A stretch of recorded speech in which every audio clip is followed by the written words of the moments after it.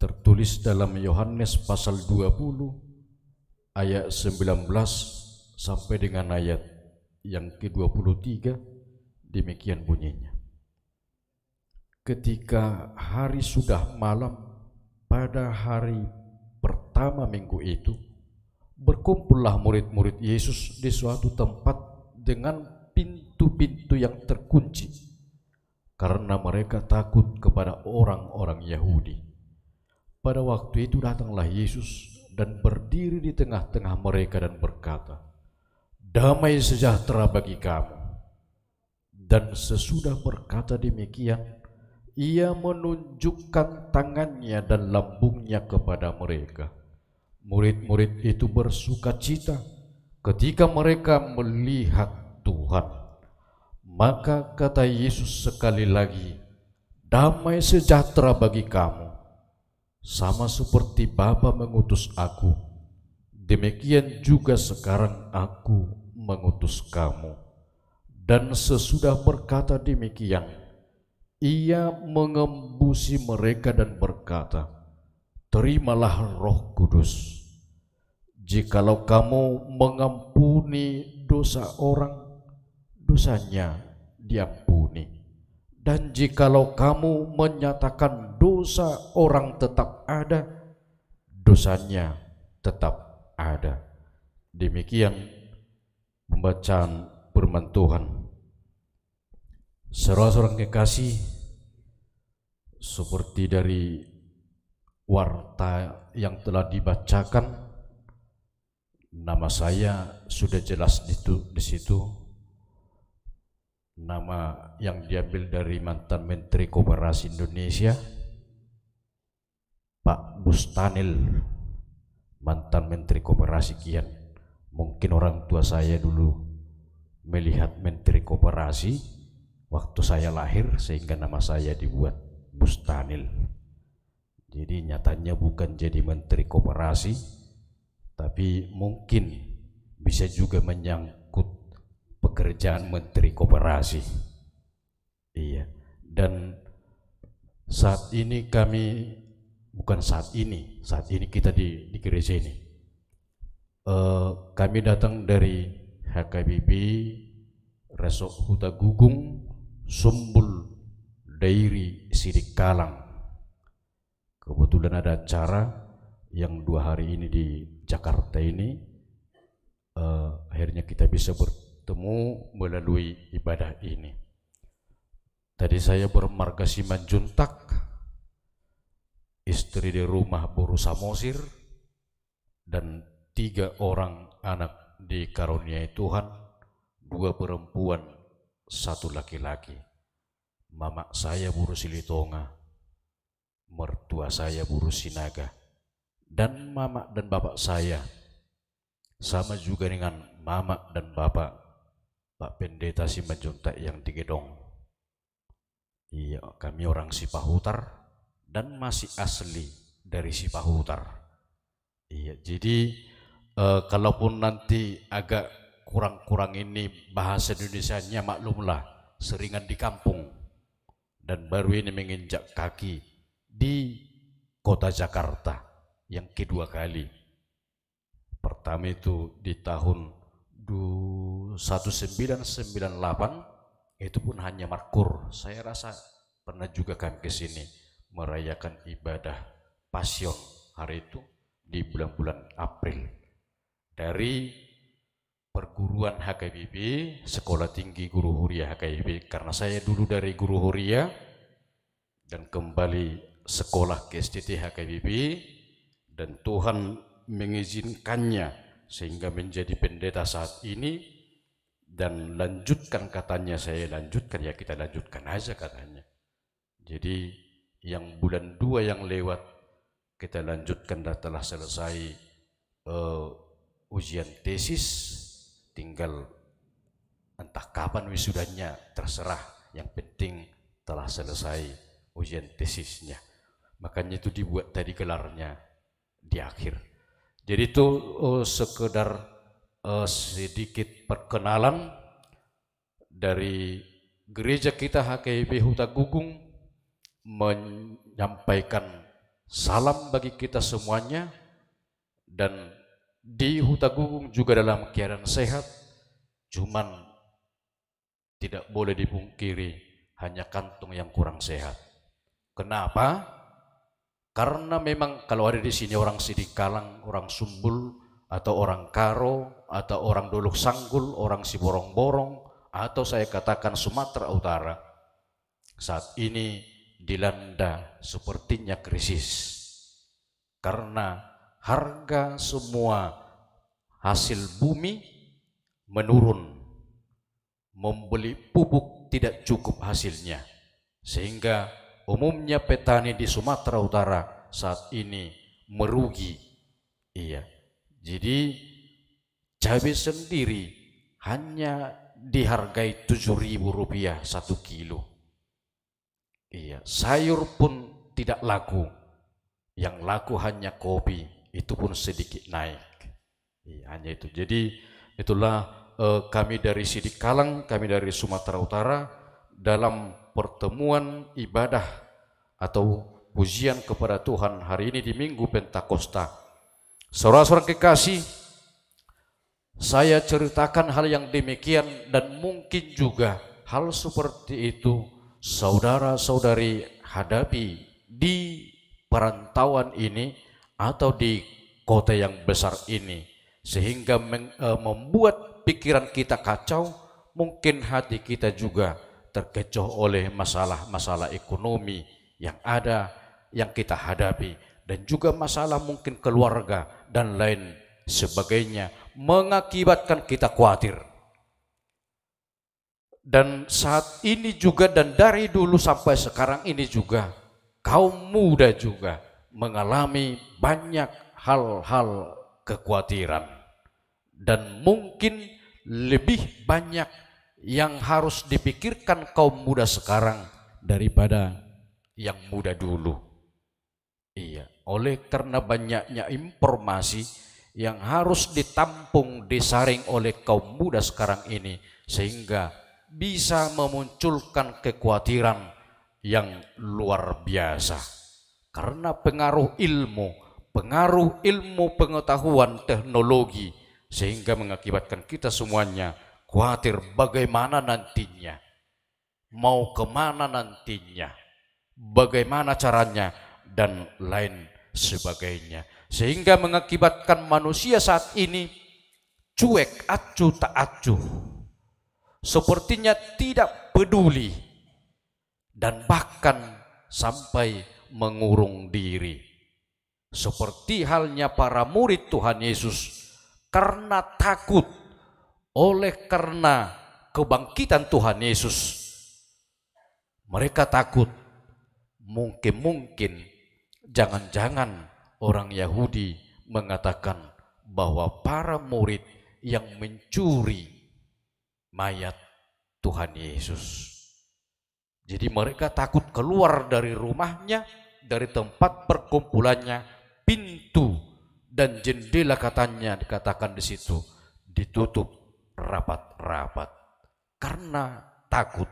Dan kita juga demikian, karena kita merasa takut, kita merasa khawatir di dunia ini, dalam hidup kita ini, khawatir akan anak-anak kita, khawatir akan masa depan kita, kita sering menutup diri kita terhadap yang lainnya. Terima kasih kepada Bapak pengurus Korama Arbab tadi, membuka hati dan pikiran bapak-bapak supaya tidak khawatir, supaya tidak ragu, tapi bersama Yesus mari hadapi tantangan. Amin. Iya. Tuhan Yesus datang biarpun pintu, jendela semuanya ditutup rapat-rapat.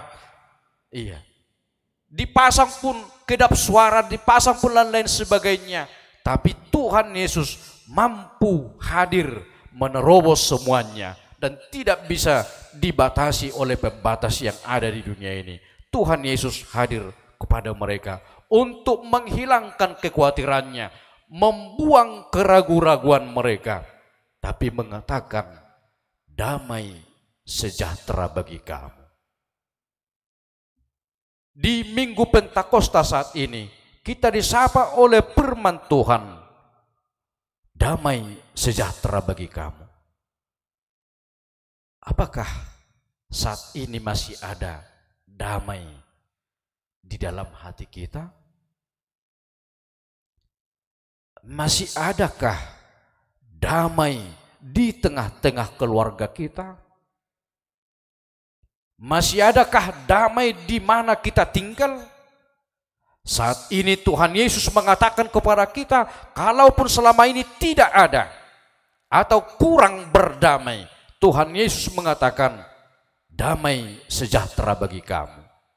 Tuhan Yesus mau membuang dan membuang jauh-jauh kekhawatiran kita, keraguan-raguan kita, ketakutan kita, dan akhirnya setelah kita pulang nanti dari gereja ini, karena kita menerima damai sejahtera dari Tuhan, Roh Kudusnya, sehingga kita semangat untuk melanjutkan kehidupan kita, untuk memuliakan Tuhan lewat hidup kita sehari-hari. Saudara-saudara kekasih,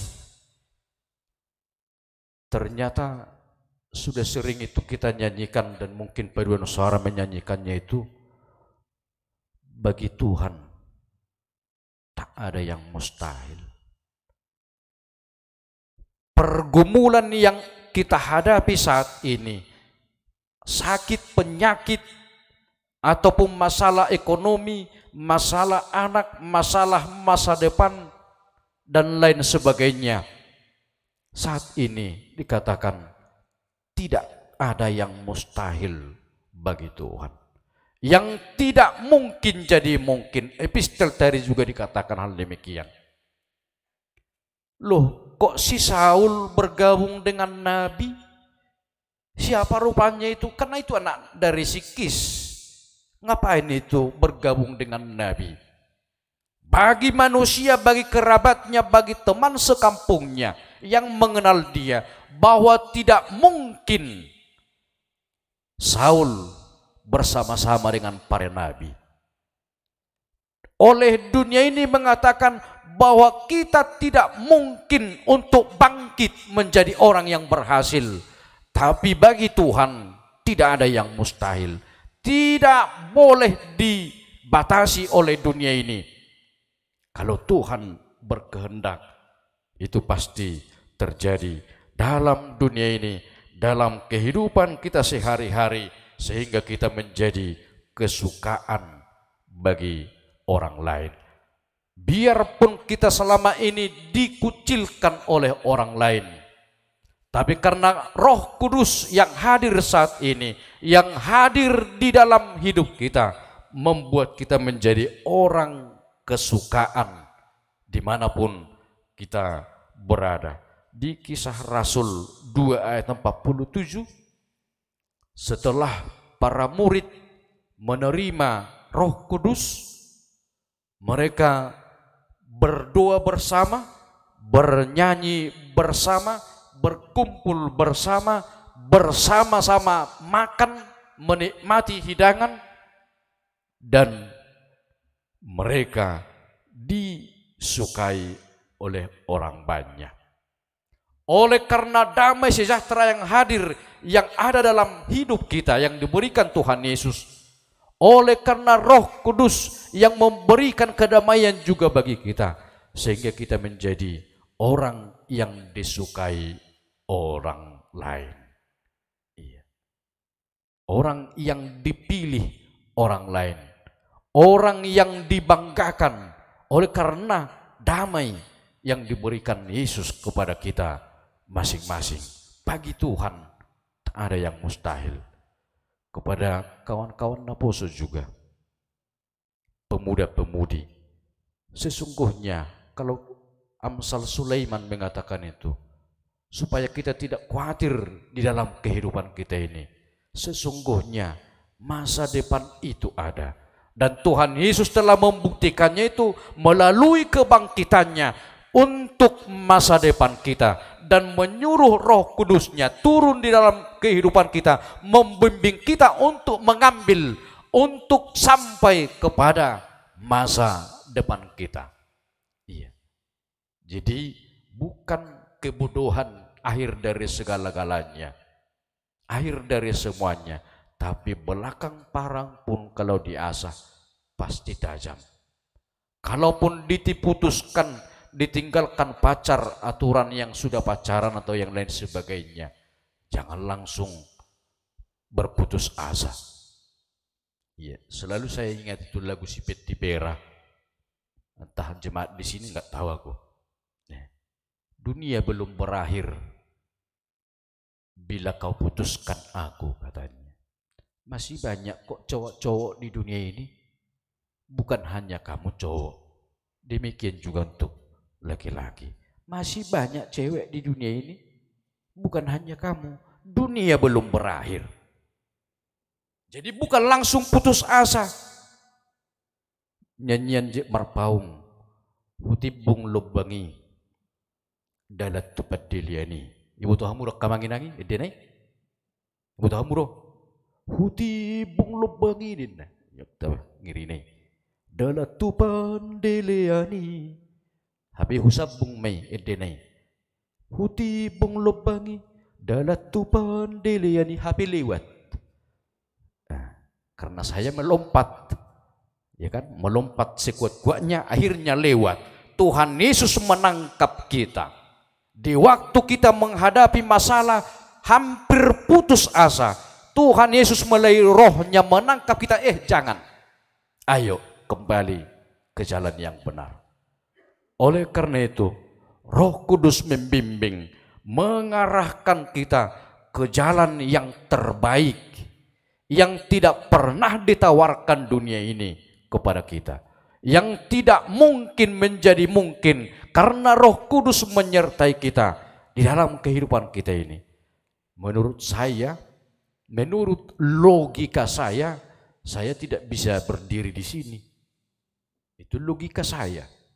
Mana mungkin saya bisa berkhotbah di gereja kota yang besar-besar, orangnya yang wah-wah, wajahnya yang cantik-cantik, ganteng-ganteng, sementara saya datang dari kampung-kampung. Mana mungkin? Tapi Tuhan mengatakan kepada saya saat ini, bagi Tuhan tak ada yang mustahil. Damai sejahtera yang saya berikan, dan itu harus disampaikan damai sejahtera kepada dunia ini.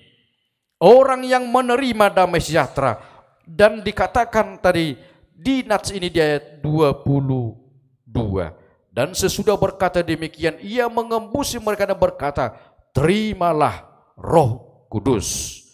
Jadi Roh Kudus menyertai kita sehingga kita mampu bersaksi, mampu memberitakan Injil, mampu mengabarkan sukacita, mampu berdiakoni, kata warta jemaat tadi, mampu bermarturia, mampu berkoinonia di dalam kehidupan kita, bukan hanya di gereja ini, tapi dimanapun kita berada.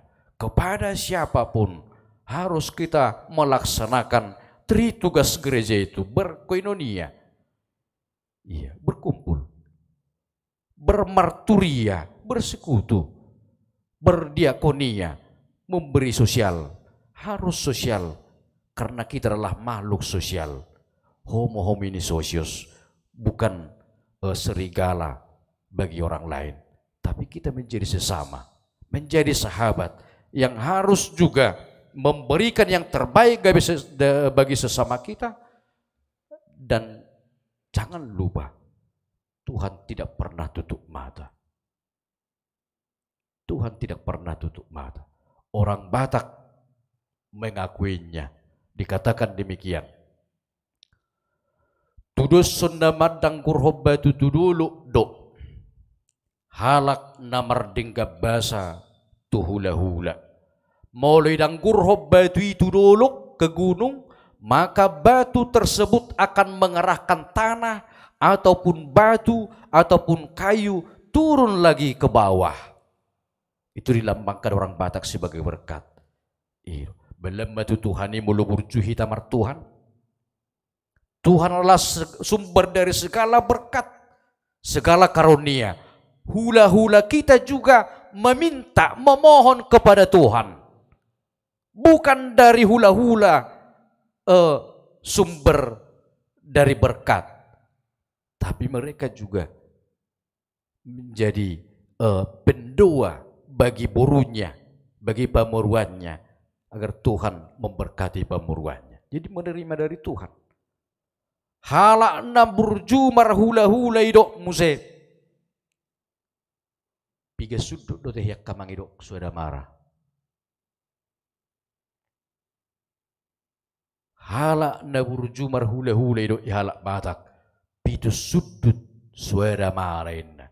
Marah bahayakan hilangkan sirna. Sakit penyakit tidak akan hinggap, tetapi keberuntungan selalu menyertai keluarganya itu. Itulah hebatnya doa orang Batak. Permohonan orang Batak. Apalagi kita semakin memberikan hidup kita, memberikan segala yang ada kepada Tuhan yang memberikan segala-galanya, maka kita akan menerima berlimpah ruah di dunia ini. Baik itu ekonomi, baik itu kesehatan, kepintaran, dan hati yang benar-benar memuji dan memuliakan nama Tuhan. Yang terakhir, ternyata mulai dari dahulu, semenjak Nats ini juga, khotbah ini, bahwa manusia selalu menginginkan bukti. Iya. Kalau laki-laki mengatakan kepada perempuan, saya mencintaimu, mana buktinya? Iya. Perempuan menuntut bukti. Atau sebaliknya, mana buktinya? Iya kan? Dari dulu juga sudah demikian. Tuhan Yesus telah bangkit, mana buktinya? Terlihat kalau kita baca selanjutnya ini, Nats ini di ayat 24 sampai di ayat yang ke-29, ternyata murid Tuhan Yesus, Thomas, tidak yakin. Sebelum saya melihat, sebelum saya mencucukkan jari saya ke jarinya, bekas paku tersebut, saya tidak percaya bahwa Yesus bangkit. Iya. Sampai saat ini, semuanya segalanya yang tidak bisa dibuktikan, yang tidak bisa diteliti melalui penelitian empiris dan lain sebagainya, maka manusia sangat susah untuk percaya. Dengan logika bagaimanapun tentang firman Tuhan, tentang kebangkitan Tuhan Yesus, bahwa kita tidak bisa memakai logika untuk mengertinya. Karena iman kitalah yang berbicara, karena iman kitalah yang berkata bahwa Tuhan Yesus bangkit dan Tuhan Yesus naik ke surga. Tuhan Yesus menyuruh rohnya bersama dengan kita saat ini. Untuk itu, selamat ulang tahun bagi kita semuanya.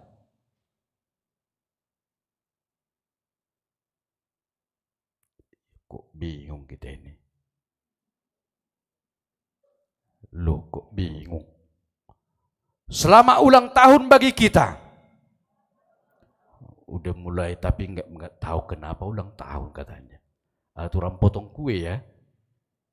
Iya. Karena hari ini di Minggu Pentakosta adalah hari kelahiran gereja. Kitalah gereja tersebut. Di lagu Kidung Jemaat, dan saya nyanyikan itu waktu sekolah minggu. Aku gereja, kau pun gereja, kita sama-sama gereja.